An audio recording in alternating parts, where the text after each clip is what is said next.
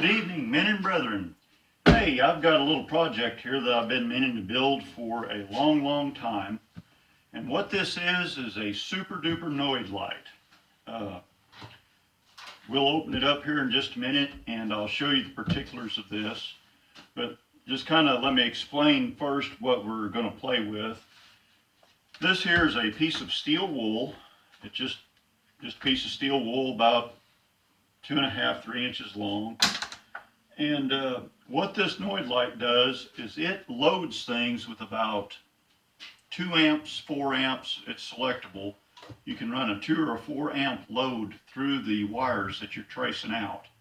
And that is incredibly handy working on old shakeaways and old generators and stuff that's got sketchy wiring in it, to find intermittent opens and bad grounds and bad connections and stuff like that, because you might find a little bit of resistance, maybe a 1/2 or 3/4 of an ohm resistance through a circuit, and never think anything about it. But you're not putting any load through that when you're ohming it out. So what this does is it noids everything out, but it does it with a 4 amp load. And we'll do some demonstrations here. I'm going to bring you in a little bit closer and I'll open up this case and let you see the guts of this. Now, speaking of this case, this came from Battery Station here in West Plains. This thing was $20. This is probably a better box than a Pelican box. And it's a 9 by 11 box and about 5 inches thick. So these are really good for the money. These are a good box. So I'm going to open this up. I'm bring the camera in closer and we'll look at it a little bit better. You're gonna do that? Okay, so here we go. Now this is, like I said, this is a heck of a box. Got a gasket in here, real heavy built, nice box. So here's my test leads. These are just 18 gauge THHN. Got some homemade probes soldered on the end of there with some heat shrink tube and a piece of a zip tie down in there just to give it some extra reinforcement right there at the end of the steel and the beginning of the wire. Keep it from breaking. And here's where it hooks to the power supply, just some little gator clips. For today's playing around with, we're just going to use an old battery out of Helper Man's John Deere Gator, just a little low 12 volt battery. Now here's my load. These are just dope lights, courtesy lights, whatever you call them, from the feed store. $5 a piece, $3 a piece, something like that. They're 1156 bulbs.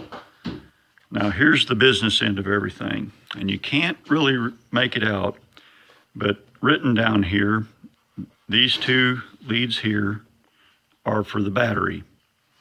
This is my test leads. This here, these 2 goes to these lights, and this here's the meter plug. And I've got an old meter plug, a plug out of an old fluke meter that I had destroyed, and it's neat to see the voltage drop as you're testing something, and we'll look at that here in just a second. Okay, while we're messing around here, let's just use our fluke 116 meter, and let's just measure. Let's set her to beep beep first. And let's pretend we're looking for something goofy in a wiring harness. Okay, we're showing 2 ohms. We know there's something goofy, but 2 ohms is not that bad. It's actually 1.7 ohms. We know there's something goofy, but it's not that bad. So I'm going to hook up my meter into this thing, and we're going to measure the actual voltage drop across our probes. Now these meter leads that I'm using are the meter leads out of one of these very expensive fluke master accessory sets. Part number is Tango Lima Kilo 225. These are really nice. Got every kind of gator clip and piercing probe and back probe that money can buy in there.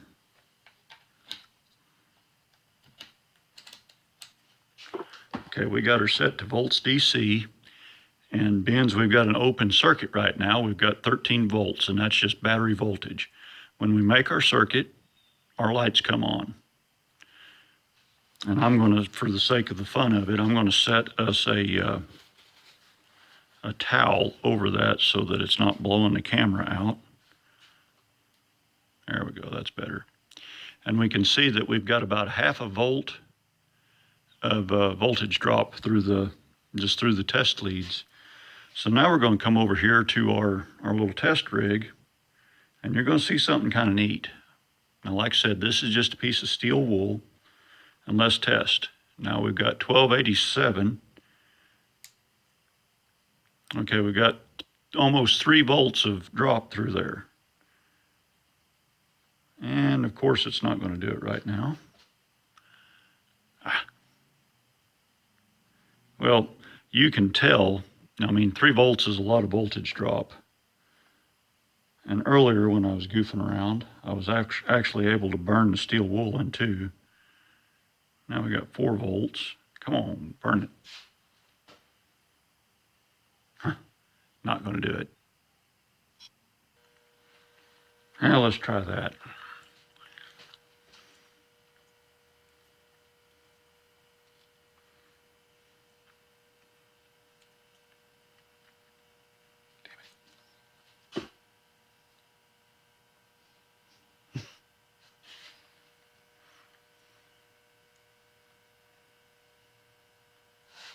I can't flip and believe this.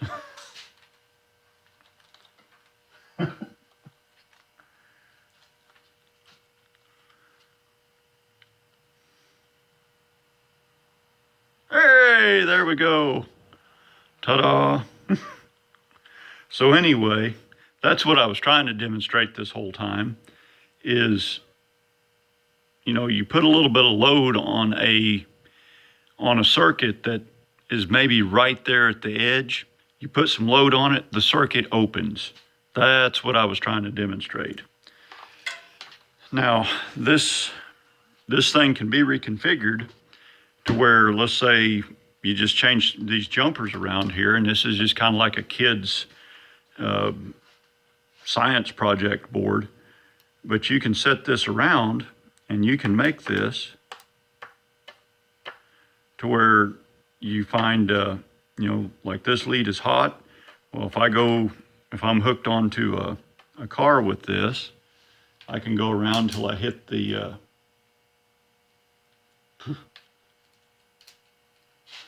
right lead or hit a ground, and I can find, okay, yep, that's a ground hole, that's a ground, that's a ground, that's a ground, that's a ground, where I can change leads around and, you know, probe around on stuff and, yep, that's hot, yep, that's hot, yep, that's hot, yep, that's hot. Or I can have it set up like this and do a pin out, you know, like an end to end.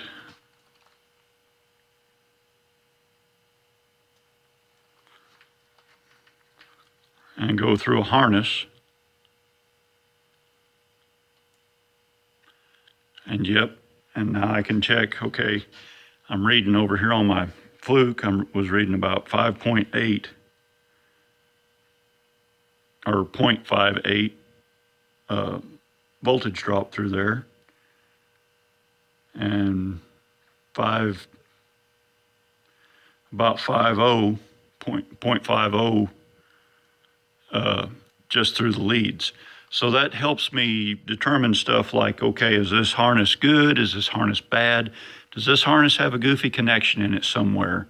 You know, if you're going Molex connector to Molex connector on a 15 or 16 pins, and you're reading 0.7 volts on wire 1, wire 2, wire 3, wire 4, wire 5, but wire 6 is double that, then you know, hey, there is something screwy with wire 6, and that may or may not show up just reading ohms resistance. Like I said, it's screwball, but these have saved my bacon. This is the second or third one of these that I've built. This is the best one that I've built so far, but this is the second or third one that I've built to where I can go through and Noid light a wiring harness and Noid light things. And it's really helpful. So anyway, y'all like, subscribe, share, do all that jazz. And I will try to remember to put in the comments the phone number for the battery station. They do ship UPS all over the country. So if you guys want one of these Pelican boxes, which by the way is a really nice size to put a concealed firearm in, or a firearm. And this is not a Pelican box, but it is a box similar to a Pelican box. If you want one, call up the guys at the battery station. I do not get paid. I didn't even try to Jew them down on the price on this thing. I just bought it today. But anyway, give them guys a call if you want one of these. Y'all drive safe. Watch for deer.